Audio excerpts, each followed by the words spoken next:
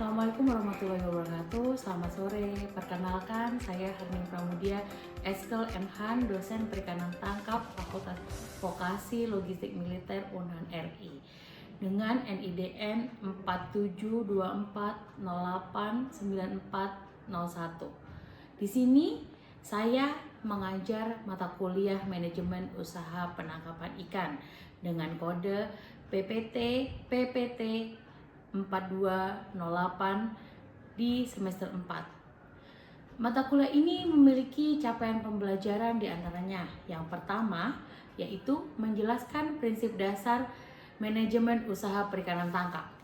Yang kedua, menganalisis aspek teknis dan ekonomi dalam usaha penangkapan ikan. Yang ketiga yaitu menyusun rencana usaha penangkapan ikan yang berkelanjutan. Yang keempat yaitu melaksanakan analisis finansial usaha perikanan tangkap. Yang kelima yaitu merencanakan strategi pemasaran hasil tangkapan, di mana manajemen usaha perikanan tangkap ini yaitu kurang lebih mendidik mahasiswa untuk menjadi entrepreneur di dunia perikanan. Nah, mata kuliah ini sendiri memiliki beban 2 SKS, yang dimana 1 SKS teori, 1 SKS praktek. Dengan pertemuan 16 pertemuan, 14 materi, 1 ujian tengah semester, 1 ujian akhir semester. Manajemen usaha penangkapan ikan memiliki topik-topik pembahasan, yaitu diantaranya yang pertama, pengenalan usaha penangkapan ikan, kedua, struktur organisasi perikanan tangkap, ketiga, jenis-jenis usaha perikanan tangkap, keempat, alat dan kapal penangkap ikan, kelima, biaya dan pendapatan usaha penangkapan ikan, keenam, perizinan dan hukum perikanan tangkap, ketujuh, yaitu perencanaan operasional penangkapan ikan, yang kedelapan yaitu ujian tengah semester. Selanjutnya, di pertemuan 9 akan membahas tentang analisis kelayakan usaha, yaitu BEP dan ROI. 10. Strategi pemasaran dan hasil tangkapan. 11. Pengelolaan awak kapal dan logistik. 12. Yaitu tantangan dan resiko usaha perikanan tangkap. Yang ke-13 yaitu menyusun rencana usaha tangkapan. 14 yaitu presentasi rencana usaha perikanan tangkap. Ke-15 yaitu persiapan UAS atau biasa kita isi dengan kuis bersama atau pengayaan lebih mendalam. 16 yaitu ujian tengah semester. Dan pada sesi kali ini kita akan bertemu di materi pertemuan ke-5, yaitu tentang biaya dan pendapatan usaha perikanan tangkap. Jenazah kembali duduk siap gerak.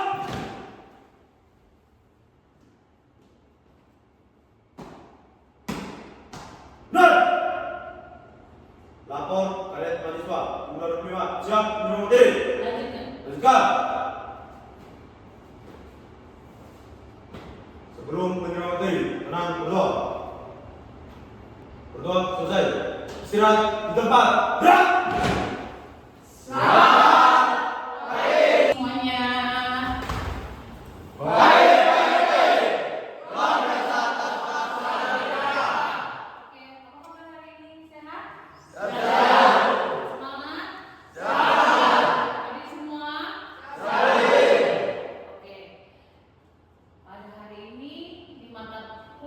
Manajemen usaha penangkapan ikan di pertemuan ke-5 ini kita akan membahas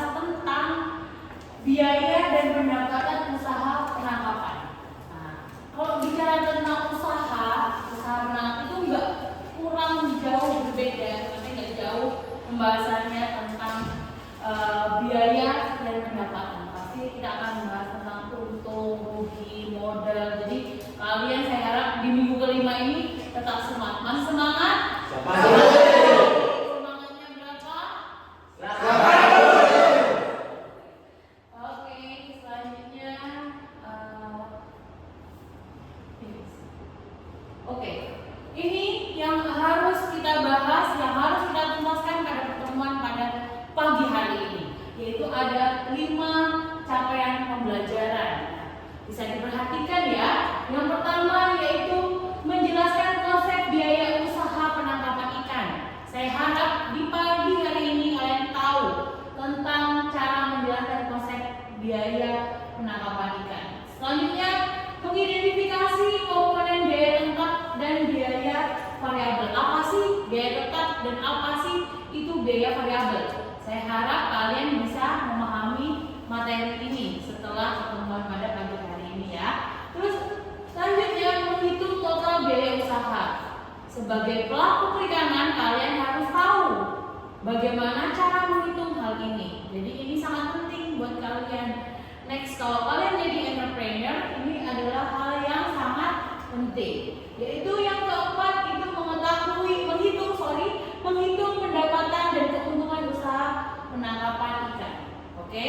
Yang kelima, menganalisis faktor-faktor yang mempengaruhi keuntungan sebuah usaha. Selanjutnya yaitu saya mau merefresh biar kalian tuh paham apa itu usaha penangkapan ikan. Ada yang tahu?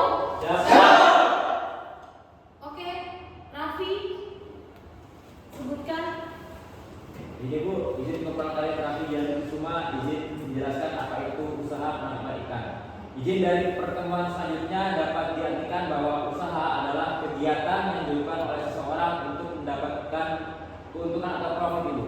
Sedangkan usaha penangkapan ikan sendiri adalah kegiatan yang dilakukan untuk mendapatkan profit, terutama di sektor perikanan. Siap selesai. Oke, terima kasih Raffi. Boleh dikasih tepuk tangan jaga.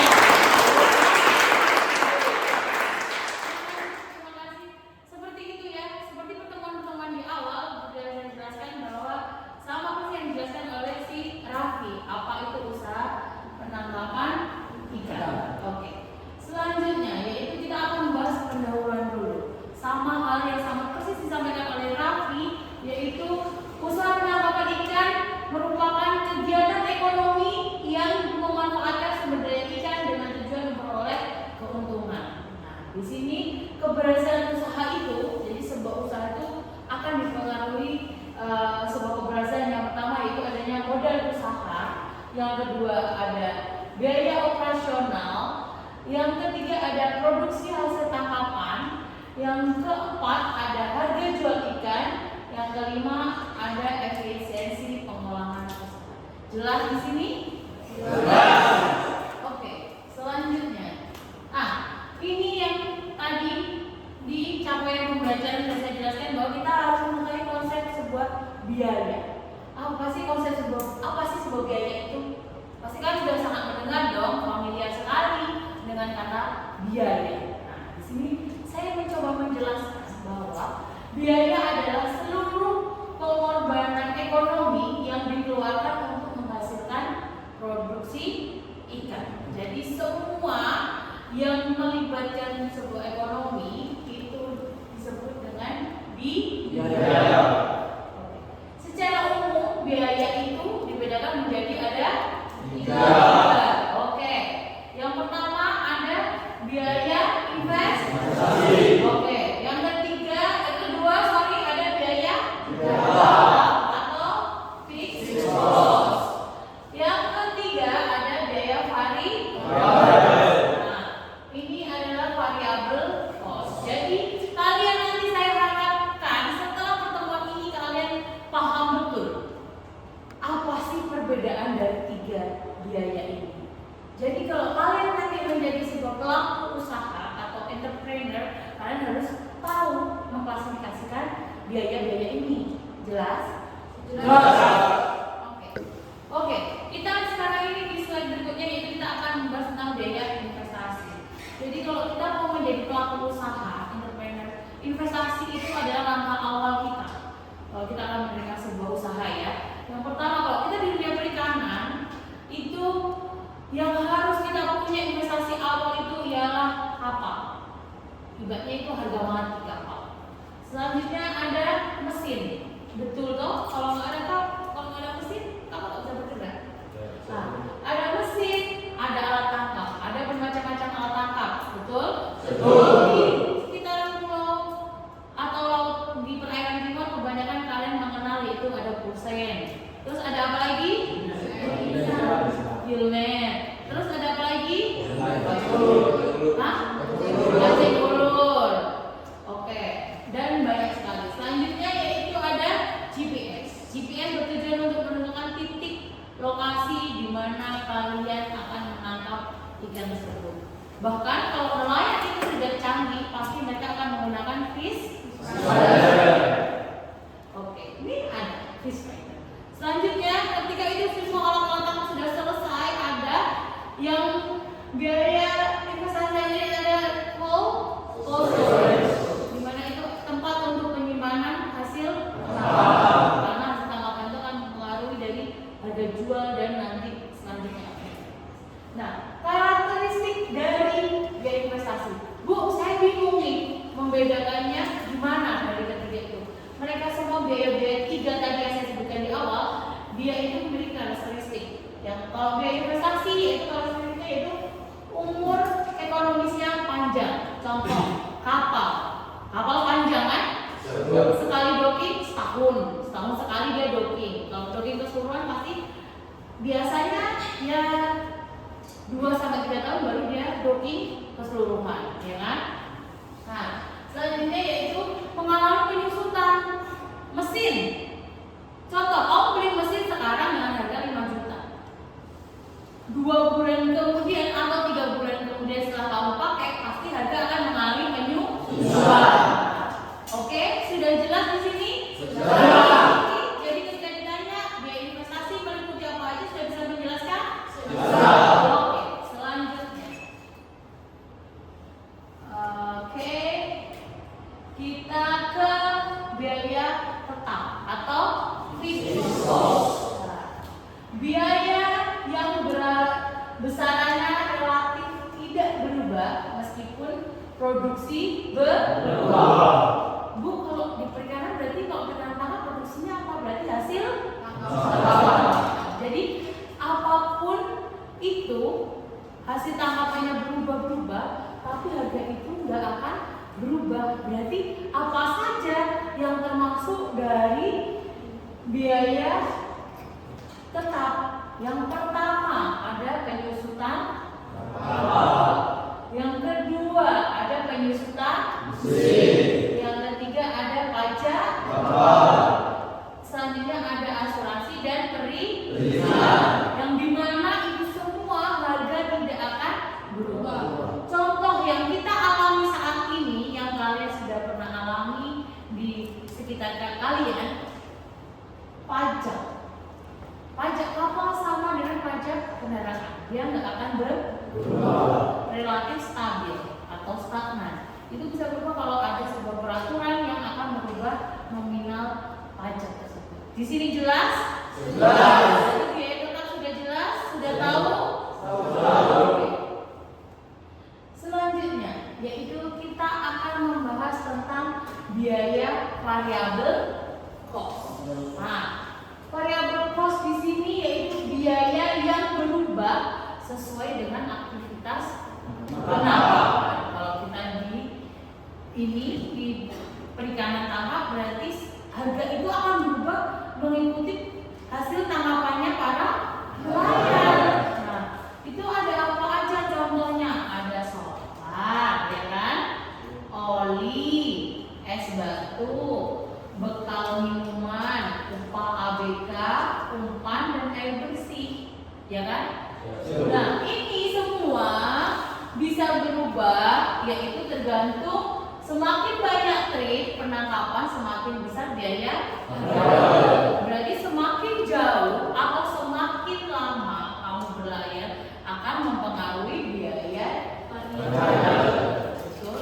Kalau nggak begitu, ukuran kapal akan mempengaruhi juga kan?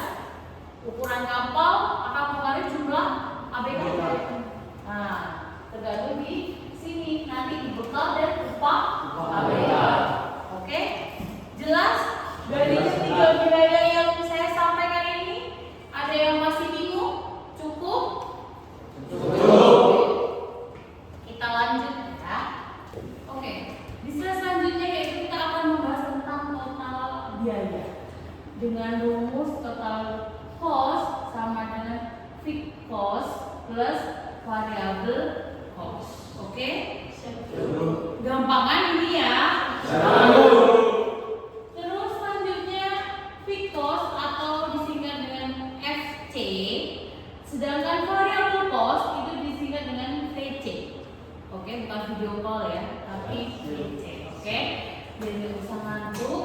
Nah, selanjutnya di studi kasus ini ada contoh di mana FC itu itu 8 juta dan VC-nya yaitu 22 juta. Jadi ketika ditanya total cost-nya itu sangat gampang. 8 juta ditambah dengan 22 juta. Jadi hasilnya berapa? 1 juta. Oke. Kita next, nanti di akhir kita materi ini ada kuis. Jadi nanti tolong dikerjakan dan materi ini tolong dihafal rumusnya ya. Oke, sekarang di slide ini kita akan membahas tentang pendapatan usaha. Kalau kita sebuah entrepreneur, berarti kita harus tahu pendapatan yang kita hasilkan dari usaha yang kita bikin itu berapa. Nah, kita bisa menggunakan rumus yaitu TR sama dengan P kali I. Nah, TR di sini yaitu disebut juga total revenue atau pendapatan usaha. Selanjutnya P di sini yaitu sama dengan harga jual ikan. Sedangkan P ini kalau kita bicara di nelayan sekarang yaitu berubah-ubah tergantung musim ikan atau tidak. Betul? Betul. Nah, selanjutnya Q atau Q yaitu sama dengan jumlah hasil produksi. Nah, ini ada contoh soal juga. Secara simpel saya kasih contoh biar kalian paham. Nah, produksinya ada 4.000 kilo. Terus harganya yaitu ada 2.000 kilo. Berarti produksi ini disebut dengan jumlah produksi atau Q-nya. Sedangkan 20.000 ini adalah P-nya, harga jual ikan. Berarti pendapatan yang diperoleh dari nelayan ini yaitu sekitar 8 juta. Leo tahu 8 juta dari mana? Izin tahu. Dari mana? Izin dari jumlah produksi dikali harga jual ikan. Oke, terima kasih Leo. Berarti kamu memperhatikan yang saya jelaskan. Selanjutnya ada keuntungan. Namanya kita membuka sebuah usaha, kita harus tahu apakah ini mengalami keuntungan kah atau kerugian seperti itu. Nah, kita akan bicara tentang keuntungan. Nah, rumusnya adalah ini lambang Pi. Di sini bukan Pi lingkaran itu, tapi ini ada Pi sama dengan TR kurangi TC. Nah, keterangannya Pi di sini yaitu sama dengan keuntungan. TR ada total revenue. Total revenue disebut juga apa tadi? Pendapatan. Terus ada total cost. Nah, di awal tadi kan sudah dibahas total cost apa? Nah, selanjutnya ini ada contohnya. Berarti contohnya yaitu TR-nya ada 80 juta. Selanjutnya TC-nya ada 30 juta. Nah, keuntungannya yaitu 50 juta. Oke, kalau kita balik sekarang. Nah, kalau ada TR-nya 30 juta, TC-nya 80 juta, maka nelayan ini mengalami apa? Kerugiannya berapa Nisa? 50 juta. Oke, jelas di sini? Jelas. Kalian nanti kalau jadi sebuah pengusaha atau entrepreneur kalian harus tahu hitungan ini. Oke? Selanjutnya next yaitu ini ada contoh analisis sederhana ketika kalian membahas ini. Yang pertama pasti ada pendapatan ada 80 juta, biaya tetap 8 juta, biaya variabel 20 juta. Nah, ini komponen yang harus kalian ketahui ketika kalian harus mencari sebuah keuntungan. Jelas? Nanti kita lebih jelasnya kita akan di latihan soal atau kita di kuis. Oke? Nah, ini adalah beberapa faktor yang mempengaruhi ketika kalian usaha. Yang pertama ada faktor internal dan eksternal. Di internal ini ada kapasitas kapal. Itu yang pertama kali mempengaruhi dari usaha penangkapan ikan. Yang kedua yaitu teknologi penangkapannya. Nah, nelayan di sini ini di Pulau Timor ini apakah sudah modern atau menggunakan tradisional, itu akan dipengaruhi seperti itu ya. Selanjutnya ada efisiensi penggunaan BBM. Apakah bahan bakarnya itu sangat efektif dengan trip yang sudah dilakukan nelayan-nelayan saat ini? Kan kalian kemarin ke Lapangto, jadi kalian sudah tahu. Nah, inilah faktor-faktor yang mempengaruhi. Kayak pengenalan nelayan. Nelayan ini kalau di nelayan tahu ya, dia sudah melakukan berapa kali trip selama 1 tahun. Kan nelayan ada yang surat izinnya itu, kayak gitu. Oke, sekarang kita di faktor eksternal yang pertama ada musim. Nah, selanjutnya ada cuaca. Yang ketiga ada harga ikan. Yang sudah kalian ketahui bahkan hari ini dengan besok aja harga ikan berbeda.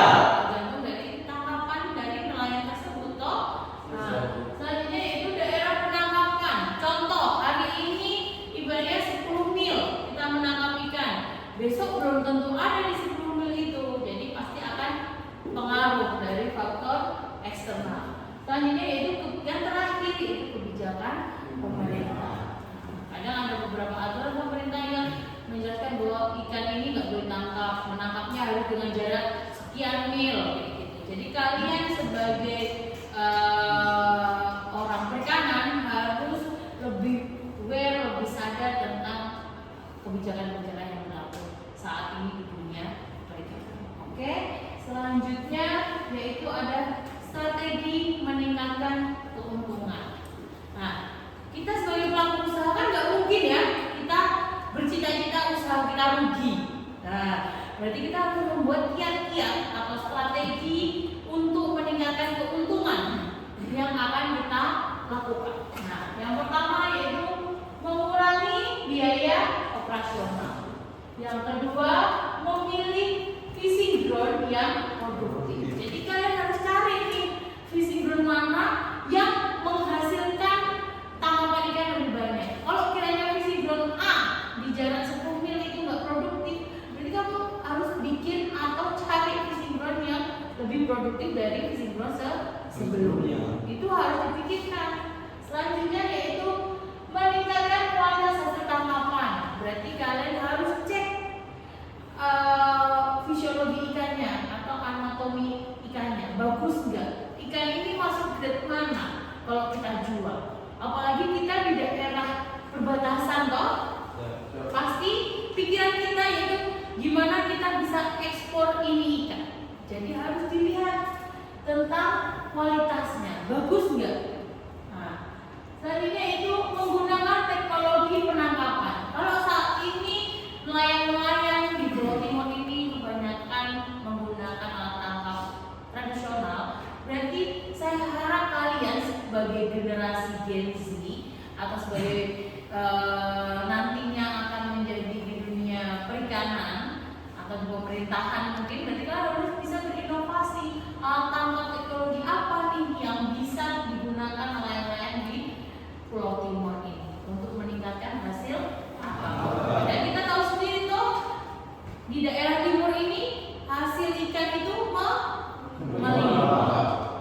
Berarti inilah gunanya meningkatkan strategi buat sebuah usaha.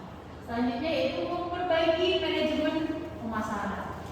Nah, yang bikin kacau saat ini yaitu adalah papa lele. Gimana cara kita memberantas papa lele itu? Jadi kita harus bangun TPI atau tempat pelelangan ikan yang sudah berjalan seperti di Pulau Jawa contohnya.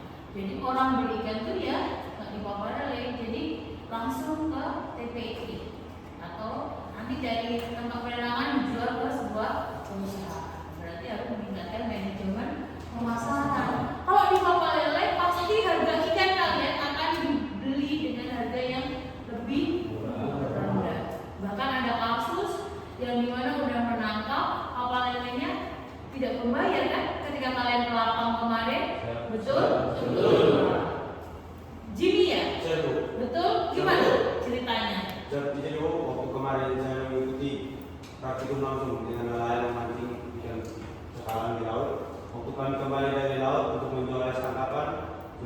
sudah ada kapal lele atau tengkulak yang menunggu di daerah pendaratan kapal. Oke. Di mana pada saat mendarat, kapal lele tersebut langsung turun ke kapal kami, dia sendiri yang langsung mengambil ikan.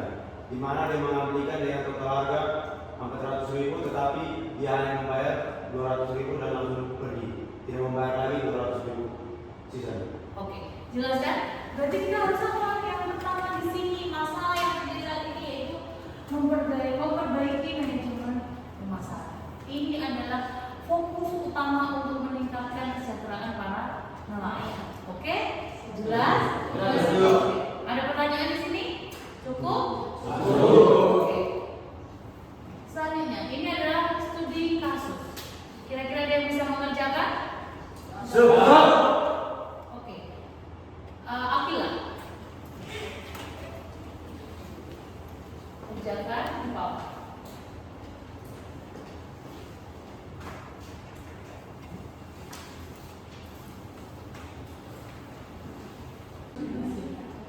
Ya.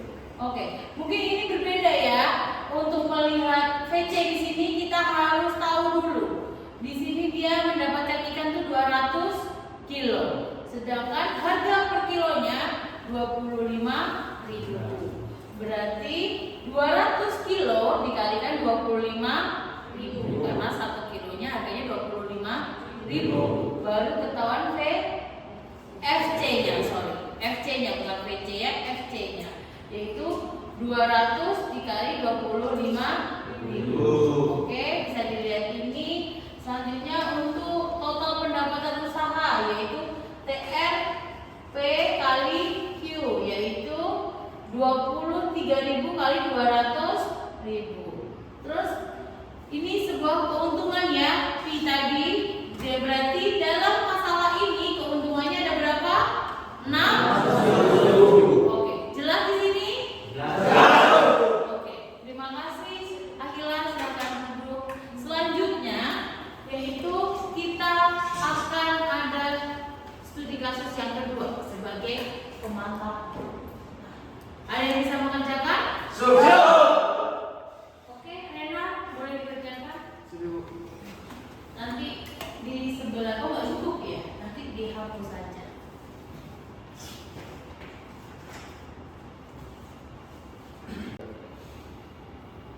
Oke, Rena, ini yaitu jawaban atau pemecahan masalah dari studi kasus yang kedua. Nanti bisa dilihat. Ini lebih simpel dibandingkan punya Akila kemarin. Akila tadi, bukan kemarin ya, maaf. Akila tadi. Oke, Rena, terima kasih. Bisa duduk. Oke. Nah, ini ya. Berarti kalau ada TR sama PQ, TR sama dengan P kali Q. Nah, ini ya 5.000 kali 18.000. Ingat ya, kalau ada ton, kalau kita bicara udah harganya kilo, berarti yang ton dirubah ke kilo. 1 kilo, 1 ton berapa kilo? 1000. Nah, kalian harus tahu itu. Ini ya. Sudah jelas di sini? Oke. Dengan berakhirnya studi kasus kedua berarti berakhir juga pertemuan pada pagi hari ini. Terima kasih. Sekian pertemuan minggu kelima kali ini. Atau sebelum saya tutup ada pertanyaan atau cukup? Oke. Saya harapkan dari pertemuan ini kalian bisa mengaplikasikan ilmu yang saya kasih ke kalian apabila nanti kalian terjun ke masyarakat. Atau nanti kalau ada kegiatan di luar, contoh ada PPKM atau apa, ada sosialisasi nelayan, pastikan kan diajak toh. Nah, nanti tolong sosialisasikan atau penjelasan seperti ini. Nah, oke, sekian pertemuan pada siang hari ini. Wabillahi taufiq wal hidayah. Wassalamualaikum warahmatullahi wabarakatuh. Selamat pagi.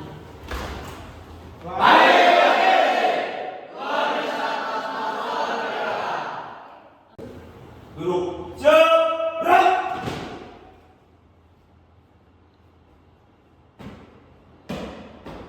Penerimaan materi telah dilaksanakan. Laporan selesai. Lanjutkan. Run.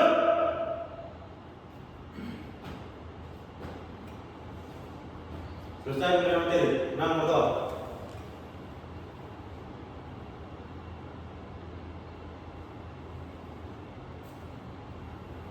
Berdoa selesai. Istirahat di tempat. Gerak!